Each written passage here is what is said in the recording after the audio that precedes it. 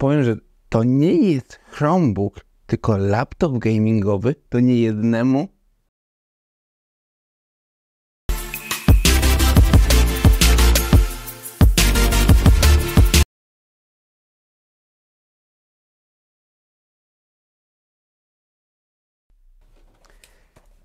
Cześć. Dzisiaj Wam udowodnię, że Chromebook może być komputerem gamingowym, który odpali nawet najbardziej i najmniej zoptymalizowaną grę, którą mamy na swoim launcherze jakimś, Epicu, Steamie czy innych, którą posiadamy i w którą byśmy chcieli pograć. Nasz komputer PC pewnie nawet by nie podołał co po niektóre gry, żeby wyświetlić w najlepszych parametrach, a Chromebook to będzie potrafił. Dzięki GeForce Now od NVIDIA usługi, która zbiera coraz większą popularność, zyskuje. Dobra, a teraz parę słów o GeForce Now.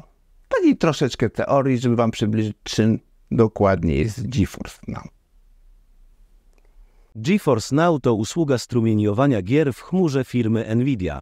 Umożliwia ona granie w gry komputerowe na urządzeniach bez potężnych kart graficznych, takich jak laptopy, telefony komórkowe i tablety. GeForce Now wykorzystuje serwery NVIDIA wyposażone w mocne karty graficzne, aby renderować gry i przesyłać je strumieniowo do urządzenia użytkownika. Aby korzystać z GeForce Now, użytkownik musi założyć konto i zainstalować aplikację GeForce Now na swoim urządzeniu. Następnie może połączyć się z biblioteką gier, które posiada w sklepach takich jak Steam, Epic Games Store czy Ubisoft Connect. Gry, które są dostępne w GeForce Now, są oznaczone specjalną ikoną w tych sklepach. GeForce Now oferuje kilka różnych planów subskrypcyjnych, które różnią się długością sesji gry, priorytetem dostępu do serwerów i funkcjami takimi jak RTX On. Istnieje również bezpłatny plan, który oferuje sesję gry o długości 1 godziny na podstawowej konfiguracji sprzętowej. GeForce Now jest dostępny na urządzeniach z systemem Windows, MacOS, Linux, Android, iOS i Chromeos. Obsługuje również niektóre telewizory Smart TV i konsole do gier. Oto niektóre z zalet korzystania z GeForce Now. Możliwość grania w gry komputerowe na urządzeniach bez potężnych kart graficznych. Dostęp do gier z dowolnego miejsca z połączeniem internetowym. Nie ma potrzeby pobierania ani instalowania gier. Gry są zawsze aktualne. Oto niektóre z wad korzystania z GeForce Now. Wymagane jest stabilne połączenie internetowe. Jakość strumieniowania może się różnić w zależności od prędkości internetu i obciążenia serwerów. Nie wszystkie gry są dostępne w GeForce Now. Ogólnie rzecz biorąc, GeForce Now jest dobrą opcją dla graczy, którzy chcą grać w gry komputerowe na urządzeniach bez potężnych kart graficznych lub którzy chcą mieć dostęp do swoich gier z dowolnego miejsca. Wymagania sprzętowe GeForce Now są stosunkowo niskie, dzięki czemu usługa jest dostępna na szerokim zakresie urządzeń. Dla komputerów stacjonarnych i laptopów z systemem Windows. System operacyjny Windows 7, 64-bit lub nowszy. Procesor dwurdzeniowy x86 2,0 GHz lub szybszy. Pamięć RAM 4 GB. Karta graficzna zgodna z DirectX 11. Dla komputerów stacjonarnych i laptopów z systemem MacOS. System operacyjny macOS 10. 10 lub nowszy. Dla urządzeń mobilnych. System operacyjny Android 5. 0 lub nowszy. Pamięć RAM 2 GB. Obsługa OpenGL S2. 0 lub nowszej. Oprócz wymagań sprzętowych, użytkownicy muszą również mieć dostęp do szybkiego połączenia internetowego. GeForce Now zaleca przepustowość co najmniej 15 megabitów na sekundę dla rozgrywki w 720p przy 60 fps. Dla rozgrywki w 1080 roku p przy 60 fps zalecana przepustowość wynosi 25 megabitów na sekundę. Teraz zapraszam na parę przebitek z gry, które zarejestrowałem, jak grałem na Chromebooku. Tylko z tym, że test był przeprowadzony na pakiecie tym niższym HD za 49 zł. Bo tu jest matryca, w Chromebooku jest matryca Full HD i to jest, myślę, że optymalny do tego mojego modelu pakiet.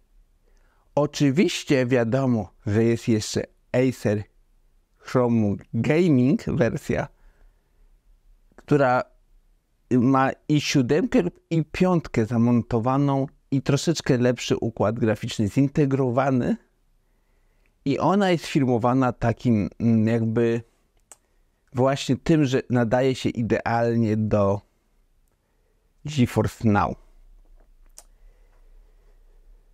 Z tym, że tak jak mówię, ten Chromebook, zaraz sami zobaczycie, też daje radę. Tak. Oczywiście tam trzeba sobie zoptymalizować, zobaczyć, zależy od naszego internetu, ale tak jak wcześniej widzieliście w informacjach, nie trzeba mieć jakiegoś bardzo potężnego internetu. Myślę, że to już jest w większości przypadków standard, tam, które są wymagania, jakie są podawane, minimalne, więc nie ma z tym problemu. I co jeszcze jest istotne, że możemy tak samo sobie konfigurować parametry, dobierać danej gry. Więc możemy sobie ustawiać, doszlifować tak, żeby to dobrze wyglądało, działało. Tak jak widać, Cyberpunk działa. Ale to nie jest jakieś rewelacyjne, ale da się pograć od biedy. Ok. I tutaj jest taka króciutka sprawa. Albo po prostu jeszcze ta aplikacja na Chrome OS jeszcze nie jest dopracowana, ale wątpię w to. Ale to jest możliwe, że jeszcze ten obraz wyświetla. Ale co bardziej prawdopodobne jest to, że nie za 50 zł, tylko za 100 zł ten pakiet trzeba wziąć, bo dużo osób mówi, że która gra w Cyberpunka na GeForce Now, dużo osób mówi właśnie, żeby ten full pakiet wziąć. Jest super ładnie, elegancko. Chociaż tutaj jak się pogrzebie, poustawia, też da się grać. To nie to, że się nie da pograć. Wiadomo, że każdy tutaj na Chrome OS-ie, na Chromebooku po prostu gdzieś tam po prostu usiądzie, będzie grał. Każdy zdrowy, no myślę, chciałem powiedzieć, ale jest trzeźwo myślący, może tak będzie lepiej, zdaje sobie z tego sprawę, że tu będą średnie ustawienia na przykład, z różnymi tam dodatkowymi rzeczami, które usprawniają tą grę, bo można tam powłączać dużo, jak mam płatny ten abonament. Tak. Na bezpłatnym nie testowałem, od razu mówię. Dlatego, że czekać po 300 osób w kolejce, ja dziękuję. Wy możecie sobie odpalić, posprzątać cały dom, wrócić i pograć. Bo to jest taka sprawa. Dobrze. Ok. Przejdźmy teraz do CS-a 2. Grałem i powiem wam szczerze, nie polecam. Znaczy ciężko było, nawet jak ubliżyłem ustawienia. Tu tak jak poprzednio na ten pakiet, bo mówią, że jest w porządku, dużo gier ładnie chodzi tego typu, ale pakiet za 100. Ja specjalnie pokazuję na tym niższym pakiecie, żebyście zobaczyli, jak to wygląda w ten sposób, bo większość osób będzie z tym, że tu wiadomo znowu aspekt Chromebooka. I co jest najciekawsze? Mimo to, że jakieś tam były przycinki, lagi w momentach najlepszych, czyli w tych momentach, gdzie powinny się bronić, wycelować, killa zrobić, a mnie zabijali, bo to się przycinało w taki sposób, to i tak udało mi się chyba na mecz do tej pory zrobić swój rekord, bo tam było 20 parę killi. W sumie wy tam widzicie parę przebitek, ale koło 20 udało mi się zrobić. Jakoś tak wyszło, z tym, że było kilka jeszcze takich, które powinny wyjść, ale była przycinka. Albo w momencie, kiedy dużo odskoczeniu, albo coś tam. Więc po prostu będziecie się irytować, wkurzać. To znaczy, trzeba też zobaczyć, oczywiście przetestujemy to jeszcze na innych sprzętach. Będę testował, będą odcinki jeszcze z innymi sprzętami, na których będę odpalał GeForce Now. Tu mogę o tym powiedzieć. Dobrze. Kolejna gierka. Wiedźmin 3. spokojnie da się pograć. Nawet na ultra ustawienia z ray tracingiem da się pograć, przyjemnie gra się. A dla bardziej wybrednych, którzy muszą być nie wiadomo jak średnie ustawienia z ray tracingiem, już jest idealnie wtedy, chociaż na ultra ustawieniach takich, czy ustawieniach z ray tracingiem, no tak jest ok gra. A jak chcemy mieć pewność naprawdę, to na średnie ustawienia i gramy rewelka. Nie ma z tym problemu. Dobrze, jak chodzi o inne gierki, zobaczcie teraz jeszcze sobie z 2 gier.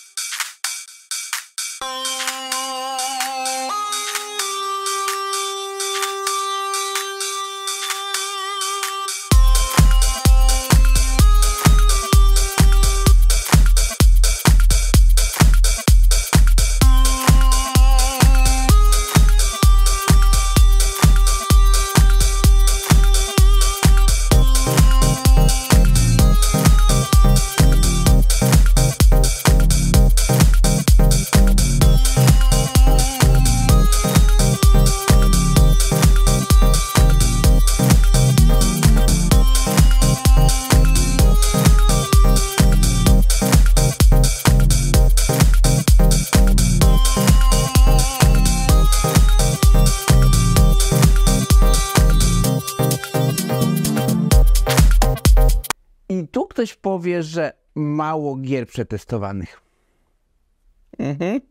Że powinienem więcej pokazać.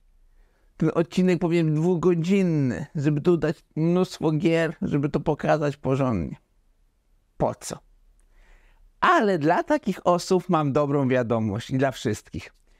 W niedzielę o godzinie 16 rozpoczyna się live na Twitchu, na ZOL TV u mnie, gdzie właśnie na Chromebooku będę używał GeForce Now do odpalania różnych gier. Gdzie będziemy sobie ustawiać, konfigurować, kombinować, tak żeby sprawdzić dokładnie te GeForce Now na Chromebooku. Te gry, które mam dostępne na Steamie, Gogu, co tam było jeszcze, Epiku, będę próbował się uruchamiać te gry. I na Battle.necie, jak są jakieś gry, które też można uruchamiać, to zobaczymy wszystko. Tak, czyli jeszcze raz CS-a, Fortnite'a, taką nową gierkę, która jest kombinacją Fortnite'a i Apexa. Oczywiście Apexa też sobie przetestujemy. Jak będzie można, będzie sprawdzone na liście, jak jest możliwość uruchomienia GTA 5, też ją uruchomimy. Z Cyberpunkiem uruchomię przez chwilę i zrobimy sobie jakiś jeden questik lub po prostu pobawimy się z policją. Czyli totalna rozpiczanka.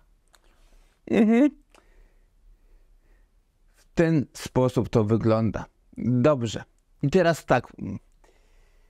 Będą kolejne odcinki, gdzie zaprezentuję na innych sprzętach ten GeForce Now. Pobawimy się. A to retro laptopem, jakimś innym laptopem, PC-tem, plus jeszcze jakieś parę mobilnych, takich nietypowych rzeczy. I jak to już będzie ogarnięte, będą te odcinki zrobione, zrobię odcinek subiektywnego Zedzola. Wtedy się dokładnie wypowiem, co ja sądzę na temat tej usługi. Na razie się w odcinkach bawimy. I co jest istotne, w tym odcinku widzieliście taką teorię, czym jest GeForce Now. W kolejnych tego nie będzie.